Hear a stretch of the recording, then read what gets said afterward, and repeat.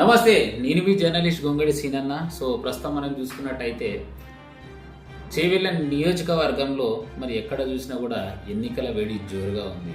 ఇటు BRS party, ఇటు Congress party, మరి ఇటు బీజేపీ పార్టీ. మరి బీజేపీ పార్టీకి సంబంధించినటువంటి కార్పొరేటర్ గడ్డం లక్ష్మారెడ్డి గారు మనతో పాటు ఉన్నారు. మరి ఈ రోజుకైతే చివరి రోజు. సో నిన్న మొన్న అయితే ప్రచారం జోరుగా జాయిన్. మరి ఈ ప్రచారాలు ఎలాగ జాయిన్, ఎట్లా జాయిన్, రెండు మాటలను అడిగి తెలుసుకునే ప్రయత్నం చేద్దాం. లక్ష్మారెడ్డి గారు నమస్తే. నమస్తే. ఎట్లున్నారు? చాలా బాగున్నానా. చెప్పాలి, మరి ఎంపీ ఎలక్షన్స్ దగ్గరికి వచ్చినాయి. ఆల్రెడీ ప్రచారం అయితే జోరుగా సాగిందని అనుకుంటున్నాం. మరి మీ ప్రచారం ఎట్లా సాగింది? మరి మీ బస్తీలో ప్రజలు ఏమంటున్నారు? మేము ఇంటింట పోయినాం. ఇంటింట ప్రతి ఇంట కూడా ఏ ఏ ఏ ఇంట్లో చూసినా, ఏ జనాలను చూసినా, ఏ పబ్లిక్ని చూసినా, ఎక్కడ చూసినా కూడా ఖచ్చితంగా మా మోడీ గారికి వేస్తామని చెప్పేసి ఖచ్చితంగా హామీలు ఇస్తున్నారు. ఏ పార్టీకైనా కూడా మేము ఇస్తలేము, మేము బీజేపీకి ఖచ్చితంగా ఇస్తాము. అది మీరు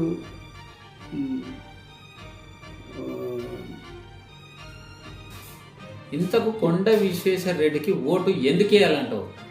కొండ విశ్వేశ్వర రెడ్డి గారికి మచ్చలేని నాయకుడు కాబట్టి అతనికి ఖచ్చితంగా వేస్తారని చెప్పేసి, వేస్తాము అని చెప్పేసి కూడా అంటున్నారు.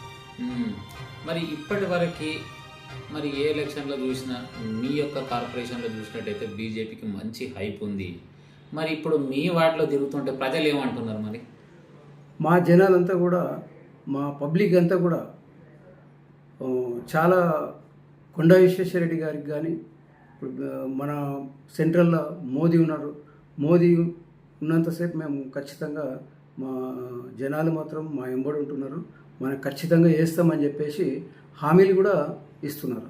సో ఏదేమైనా కూడా పవిత్రమైన ఓటు కమలం గుర్తుకు వేయాలంటావు?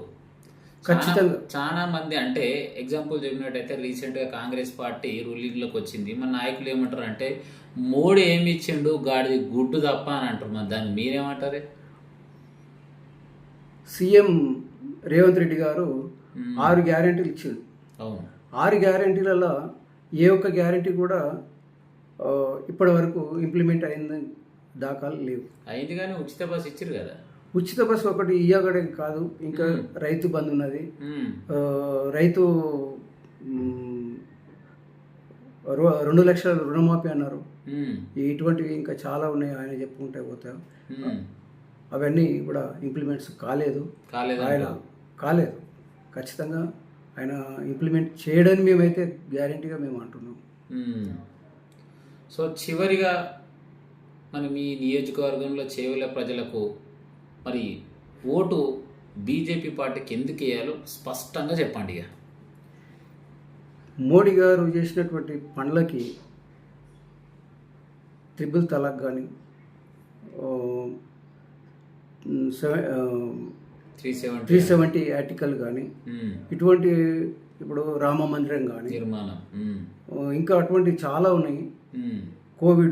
కోవిడ్లో వచ్చినటువంటి టీకాలు కానీ, అటువంటివి కానీ, ఇవన్నీ సంక్షేమాలు పబ్లిక్ బాగా అందినాయి కాబట్టి ఖచ్చితంగా అది మాకు వేస్తారని చెప్పేసి వేస్తామని కూడా అంటున్నారు.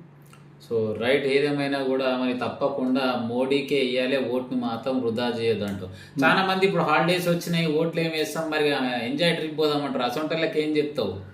ఖచ్చితంగా మేము ఓటేసి మాత్రం ఎక్కడైనా వెళ్తామండి అని చెప్పేసి మాకు హామీలు ఇవ్వడం జరుగుతుంది. సో ప్రజలందరూ కూడా తప్పకుండా మీ విలువైన ఓటు వేసినాకనే ఎటన్నా ఉండి, మరి ఏ పార్టీకి వేస్తారా అది మీ ఇష్టం, కానీ ఓటు మాత్రం తప్పకుండా వేయాలంటావు.